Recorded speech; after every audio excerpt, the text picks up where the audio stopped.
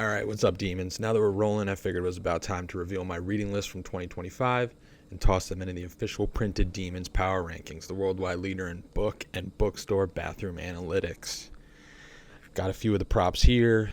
Disclaimer, all these books were awesome, but what's the point in reading books if you don't rank them on social media? It's the whole point of what we're doing here. I'm going to rank 10 through 6 to start us off.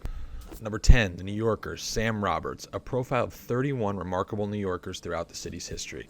A bit dense, but learned a lot about some amazing people of NYC, like Thomas Downing, the black millionaire oysterman of the 1840s, to Lillian Edelstein, the woman who battled Robert Moses' Cross-Bronx Expressway expansion. These would have been some great guests on Subway Takes. Nearly 500 pages about history altering New Yorkers, and Samantha from Sex and the City didn't come up once. Ultimately unacceptable, so that's why we slot this one at 10. Number 9, Of Boys and Men by Richard Reeves. The boys aren't alright. It's a real deep dive into the issues plaguing boys, and some interesting solutions are offered up. It's nice to see there's people out there trying to help men who aren't just packaging their advice with, supplements or gutter racism.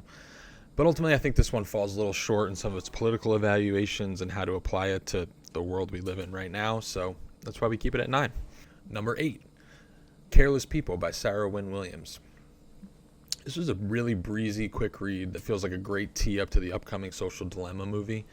Breaks down from an inside perspective, somebody who worked at Facebook and the ultimate just mistakes they made trying to deal with the way they grew into the world and became a force in, world politics, and just how poorly they mishandled that. It's clear by reading this that the social network didn't go far enough in making Mark Zuckerberg into a cartoonish villain. Really fun read. We slotted it at 8. Number 7, Everything is Tuberculosis by John Green.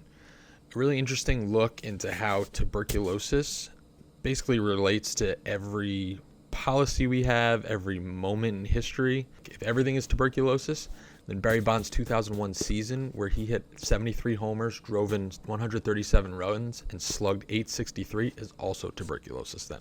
So, really makes you think.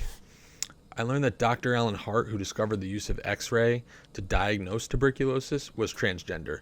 So ultimately, I think it was a good thing he wasn't allowed to play JV volleyball while he was growing up and focus on that. We slot this at number 7.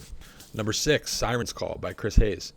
Felt super relevant as someone who works in social media, as the book focuses on how to break through and have your message heard in an increasingly terrible media environment.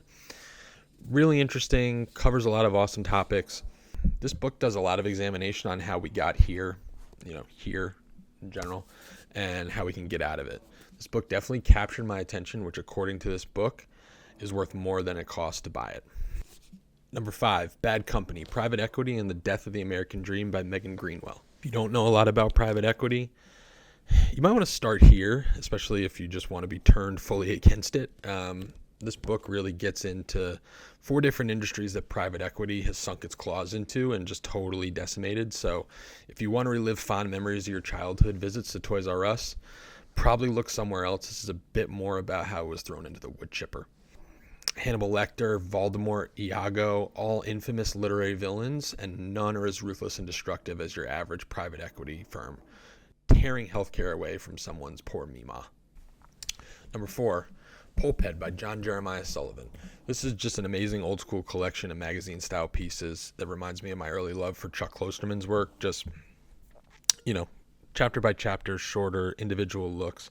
First story comes from a Christian rock festival, but is so universal and moving it could have been written from anywhere. This is one of the few windows into modern American culture that I just don't immediately want to shut. So, thumbs up for Pulphead. All right, we're getting into it. The best of the best here. The Winner's Circle, number 3. Colossus of New York by Colson Whitehead. It's a collection of short stories about New York City that really tugs at a New York romantic like myself. This reads like fiction, but paints such clear pictures of what it's like to live day to day in the greatest city in the world. This is the only book and author I could imagine romanticizing the Port Authority and make me want to brave its piss fragrance walls. Bravo, bravo. Number 2, The Barn by Wright Thompson. This was really tough not to rank number 1. This book was amazing. It's got jaw-dropping details on the tragic death of Emmett Till and how our country deals with the ugly parts of our history we don't want to tell but really should. Well, the guy who currently lives on the barn where the gruesome murder of Emmett Till was committed didn't even know that had happened in the home that he was living in. That's how much the history of this was buried and is continued buried to this day. But thanks to Wright Thompson, we get a much better picture of it and really deal with it in a way that it should be dealt with. This book is a series of gut punches in American history that really contextualizes all the present gut punches we live through every day. It's brutal, but necessary. The Barn, Wright Thompson, awesome book. And here we go. Number 1, A Man Without a Country, Kurt Vonnegut. This is just completely my style of book. First off, short and easy breeze read to read over the summer. And second, perfect blend of wit, sarcasm, and just disdain for all the bullshit in the world. And one of my favorite parts of this book is Vonnegut just talking about how we were put on this earth to just fart around. And I really believe in that. And what I'm doing here, going off to bookstores, doing stuff that I do on a daily basis. We're put here to fart around. We weren't put here to punch away at keyboards, to create shareholder value. Like, the meaning of life is just to be able to go out and do things and, find ways to take space up in our time. This book makes me happy Kurt Vonnegut lived a full life and passed away before a Trump presidency, as I think he would have been really tormented by it. And a lot of us weren't so lucky. So here's to you, Kurt. You topped the top 10 of the prestigious Printed Demons nonfiction list of 2025. So hope you enjoyed the list.